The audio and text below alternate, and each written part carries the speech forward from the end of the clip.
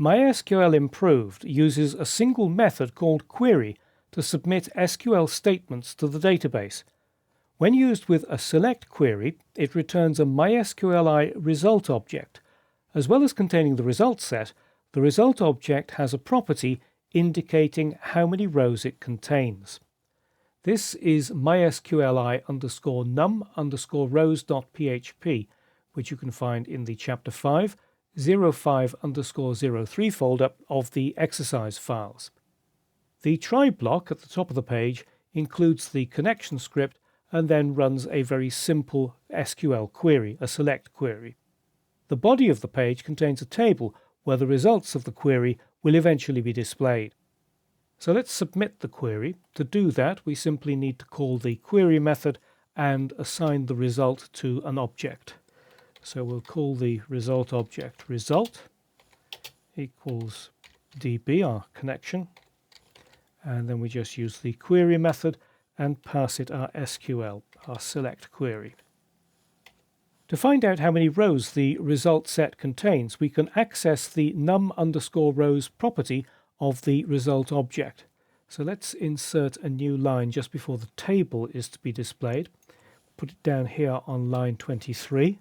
Scroll up a little bit so we can see things better. And we'll create a variable called numRows. And then we just use our result object and call its numRows property. NumRows in the property has an underscore. We can use this value not only to display the number of results, but also to control whether to display the table.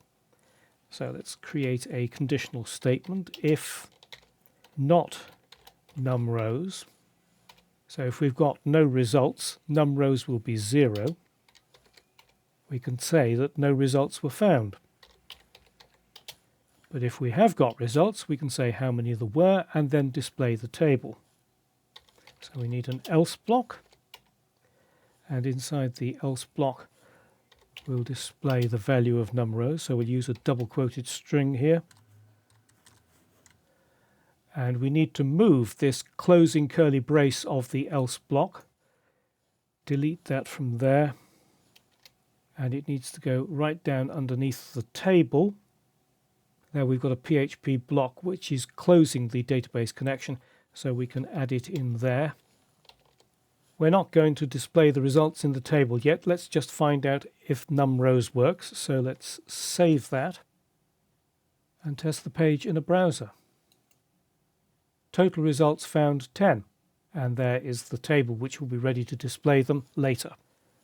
But let's amend the select query so that we get no results. So let's go up to the select query and we need to add in a where clause. And I happen to know that the names table does not contain a name David. So we'll put that in there. And we'll save that, return to the browser and refresh. This time no results found and the table is being hidden.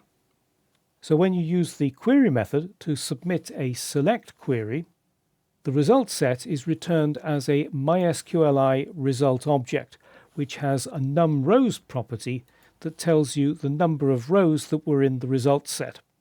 And you can use this property not only to display how many results there are, but also to control the output if the result is empty. The next step is to display the result.